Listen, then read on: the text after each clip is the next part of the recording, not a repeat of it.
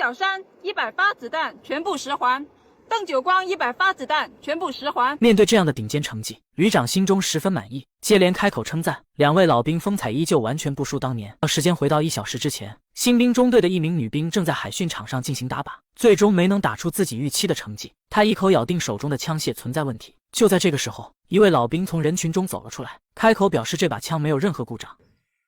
这枪肯定不准，否则我不会打他9环。丫头，海训场由我们俩负责，这里的每一把枪我们都亲自校验过。你说枪有问题，等于是在说我们人有问题。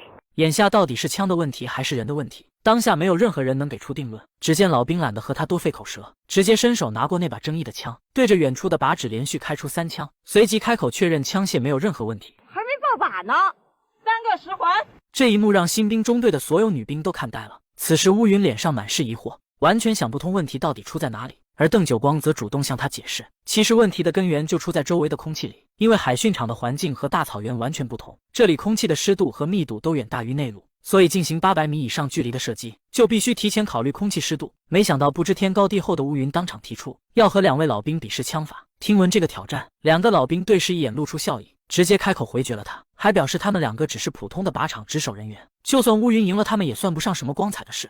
冲了点，比不比？邓九光，到；刘小山，到。别松绑啊！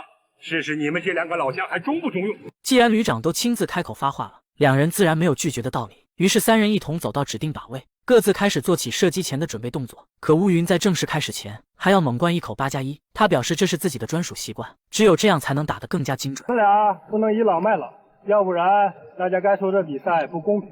岂料乌云完全不接受这份让步，紧接着3人同时端起步枪，开启了不间断的连续打靶。殊不知对面的山脚下还躲着2个从兽营逃出来的新兵。蒋小鱼被这突如其来的密集子弹吓得手足无措，甚至误以为有一整支部队正在围歼他们。而鲁岩则冷静地告诉他，上面只是在进行常规打靶，只要不把脑袋探出掩体就不会被击中。面对2个老兵枪命中10环的表现，旁边的随行人员不由得满心好奇，靶场上怎么还藏着这么厉害的神枪手？旅长则开口向他们解释，这2个老兵曾经是侦察大队的公认战神，只因参加马尔斯侦察兵大赛时腿部意外受伤，之后再也无法承受高强度的作战训练，所以他们主动申请来到这里值守靶场。没过多久，这场比试就全部结束。2位老兵的最终成绩是100发子弹全部命中10环。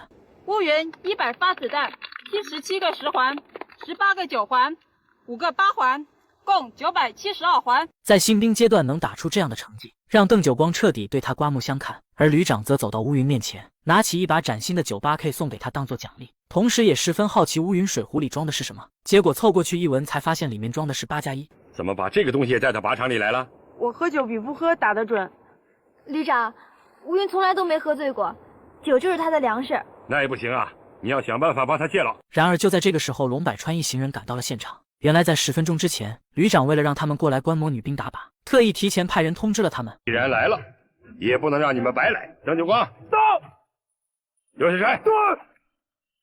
来，给他们露2手，免得成天牛哄哄的。